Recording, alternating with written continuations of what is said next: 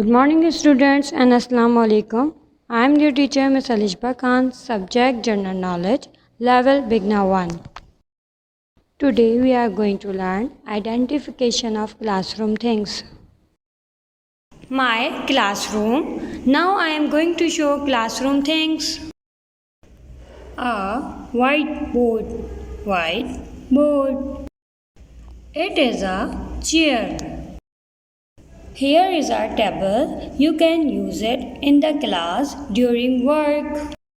It is a ruler. You can draw a straight line with the help of ruler. We can write with the pencil. It is a pen. This is a bag. You can use it for keeping stuff in it. You can see outside with the help of window. It is a door. Door.